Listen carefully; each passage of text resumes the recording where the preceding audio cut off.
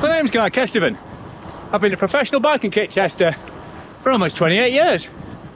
We've got guests tonight, so I'm tapping up the dale to the farm shop to get some sausages for Toad in the Hole.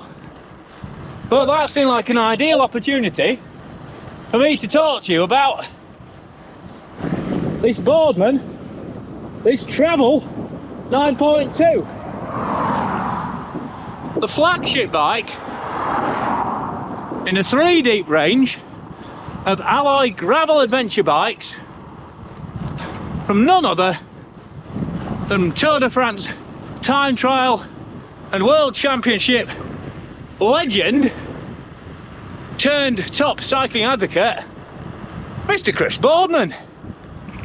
But because this route isn't just old medieval turnpike roads, there's also some tasty single track on it. But before we get into that, click that subscribe button, help me out on YouTube, hit the like if you want, and if you really love what I'm doing here on the channel, please consider supporting me on Patreon. Right, let's crack on with exploring what this bike can do. And as promised, is that first bit of single track. And what you might have noticed just in that intro section is that this bike comes as standard with a RockShox Rudy gravel truck fork. In fact, all these travel bikes, even the entry-level one, all come with 40mm of RockShox finest slim-legged suspension fork. And I've already done videos on this fork, and I've ridden it a ton on my Santa Cruz Stigmata, and I can tell you that despite initial misgivings, it is a really good thing to have on your gravel bike. Excuse me for the gate, countryside code, make sure you shut them, folks. If you're gravel biking,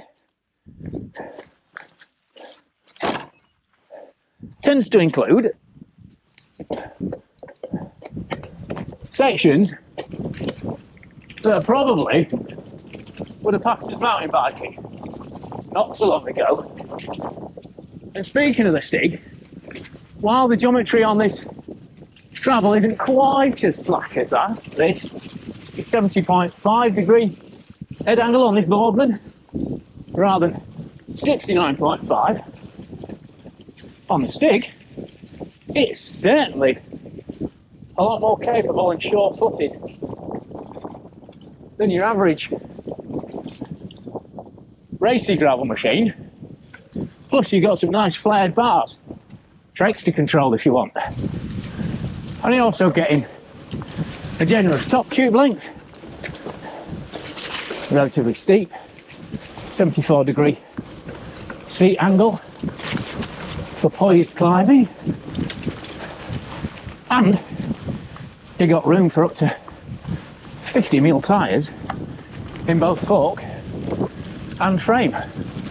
And it comes as standard with these 45mm Goodyear connectors on a decent width alloy tubeless rim. Now they aren't tubeless as standard. You'll have to add the valves and the seal it yourself, because you just can't have them sitting around on the shop floor all the time. But definitely worth doing that if you're taking on some cobbly sections like this. Oh, thanks very much. It's not my work cut out up here. Well, one thing I would say, it's not me, I've ridden it a few times now, is while that RockShox fork up front really smooths things out, actually carry a fair amount of speed, even with relatively small diameter dropped stays at the rear. You are getting a bit of a battering through your behind, so you might want to fit a suspension post. Would be quite a smart upgrade if you're doing a lot of rough off-road work, or even better, a bit of reverb axis.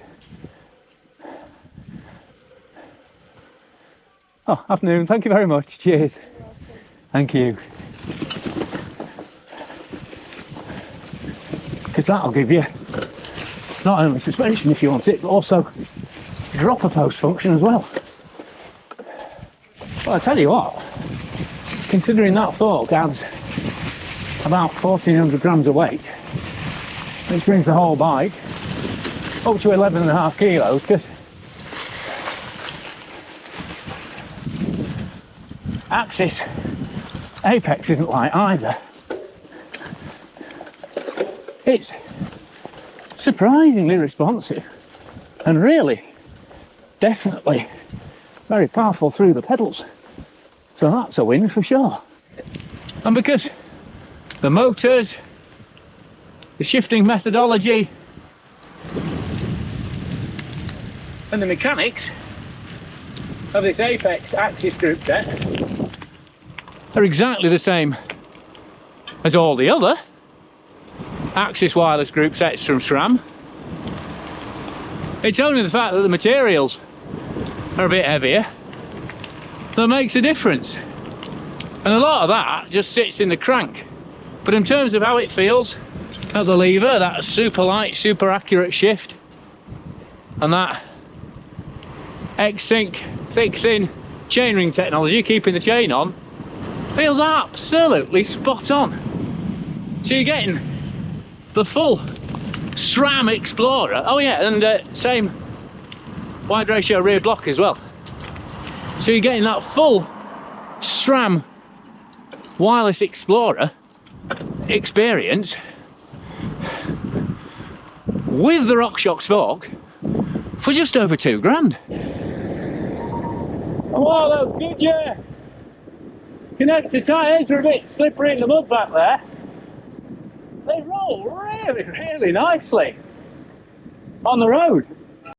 That 45mm carcass size is really comfortable when it comes to rolling along back roads and bumpy stuff in between the off-road sections. And when it comes to that pricing, I was trying to look for sort of equivalents, you know, because there are lots of alloy gravel equivalents for people like Canyon and Ribble that offer really good value for sure.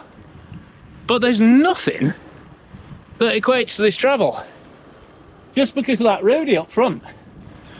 Unless you're going for something like the Canyon Grizzle Trail, which is carbon fibre only, and that starts at £3 grand, or you're looking at a bike like a Stigmata, and again, top end builds only really, are you getting this fork. And like I say, been on it for well over a year now, and it really does make a difference to comfort over the long haul.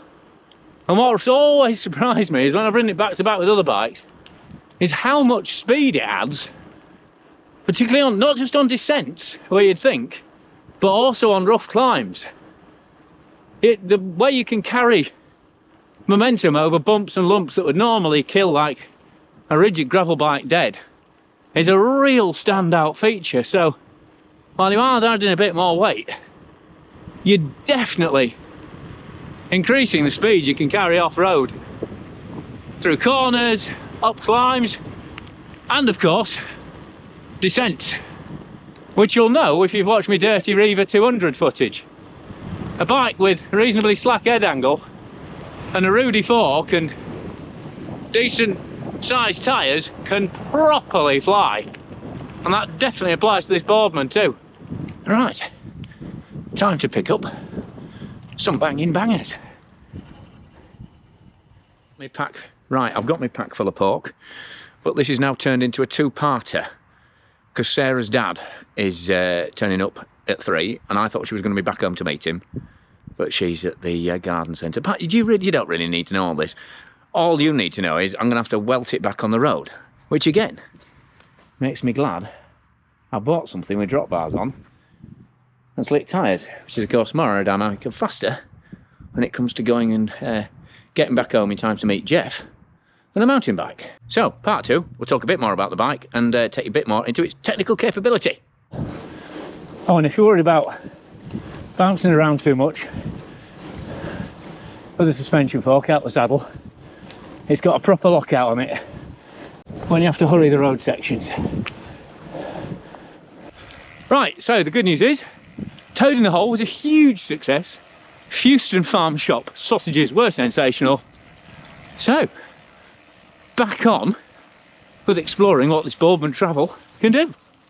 And by that I mean, how well can it basically handle being treated like a mountain bike through lumpy woodland single track. I'm wondering who I'm out with now. That's Ryan, up ahead on the Stig. And then there's Graham on my old chisel. So pretty much a perfect comparison for the different ways you could go if you're looking for, you know, a fast off-road machine. You've got classic XC hardtail there with the chisel, and then that Stig's got a Rudy fork on as well. Dear God, I have no idea what's under my wheels. Oh well, you know, it's not extreme angles. You wouldn't expect extreme, I don't think, from Boardman. I mean, they sell it in Halfords, for goodness sake. But while the angles aren't super radical, the fact that Boardman have committed to fitting this Rudy fork to all three models. I mean, it's an 800 quid fork at retail, is this? But the difference it makes to control in rougher conditions really does put these Boardmans in a almost mountain bike style class of their own for this price point. Oh, hello. Well, that was very good of you to do that for the video. Graham, you all right? Well, I have to say, couldn't have done that better in terms of proving how capable this Boardman is, really. I should probably check if Graham's all right. Oh, bless him. There's plenty of footage going to come out of that, that's for sure. Road cheese to the wind. Perfect. So while it hasn't got that sub 70 degree head angle, like the Stig and the chisel, to be fair, I think they're pretty much, that's the original chisel frame, so I think they're pretty much similar geometry. You know, it's slacker than most gravel bikes. You've got a little bit of flare on the bars. Thank you very much indeed. Thank you. Cheers. So just a couple more.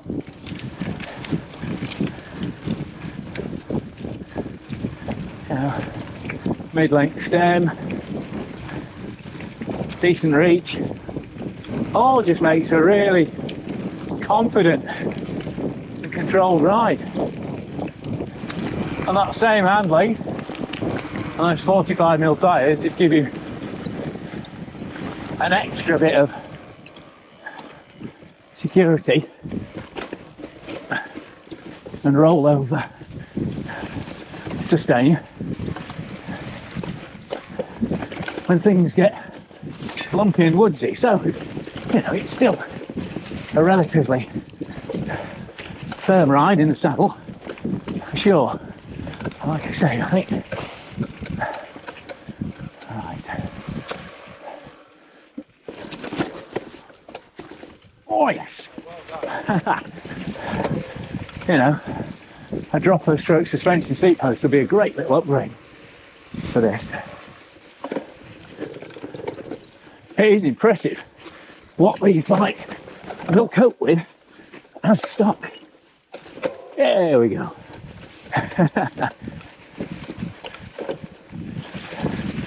And then you've got that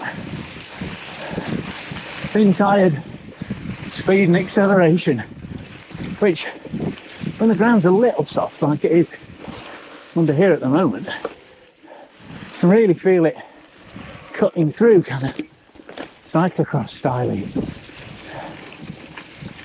Oh, thanks very much. Last one. Thank you. Oh wow, 11.4. Certainly isn't light for a gravel bike, you're not going to get a mountain bike. And you do notice that, I mean, to be honest, it's rare, you don't really notice it in the riding, just when you pick it up over styles and stuff. You go, oh, actually there's quite a weight to it. But you know, you're going to struggle to find a hardtail mountain bike is like that stock, even if you pay a lot more cash for it.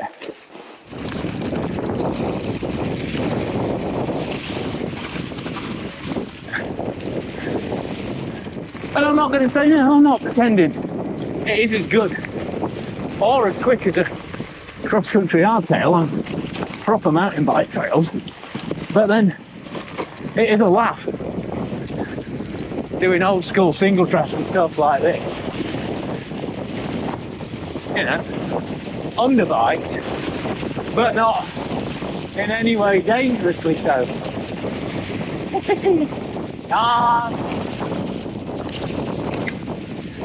Yeah. We're off a little slip and slide on the single track. And thumping over the tussock without dying. This way. And then back onto the gravel. And as you'd expect, absolutely happy days. I mean, this is what it's bred for. And that SRAM Explorer group gives you a decent range of gears for the steep stuff, as well as tapping along nicely on the road, so you're not blowing your kneecaps off trying to get it up the steep sections. Although, to be fair, you might want to go lower if you're loaded on a long trip. But then, because you've got UDH rear hanger and axis shifters, I mean, it's not a cheap fix, but you could buy a SRAM AXS T-type mountain bike rear mech and stick a 1052 cassette on it for a super wide gear ratio for maximum adventuring. Because axis shifters, whether they're drop bar or flat bar, they all talk to the full system in the same way. So there you go, Boardman TRVL 9.2, top of the range bike from a really brave family from Boardman, which with that Rudy Focus standard are perfect for people who want to get a bit braver with their gravel riding. Whether that's riding more mountain bike terrain or using all those bike packing fixtures, which I'll go into on the Tech Talk round video, to fully load up and head into the wilds. Either way, an absolutely outstanding option. And as usual for Boardman, absolutely belting value too. And if you don't want a heavier, chunkier, super capable version of a gravel bike, then same money in the Boardman ADV range gets you a sub-kilo carbon fibre frame and the same rival Axis wireless group set for a proper race all-road style gravel experience. So either way, Boardman have really got you covered this year if you want to go out and get dirty on drop bars. And hopefully I'll be reviewing that ADV soon to complete me Boardman gravel review lineup. Oh, and I've got the mountain bike review coming up soon, the new MTR all-rounder trail bike if you want a proper mountain bike from Mr. Chris. But for now, I've been Guy Kestivan on Guy Kes TV, talking about the super versatile new Boardman TRVL 9.2. So, do the subscribe and like thing. I'll see you on here for the next ride.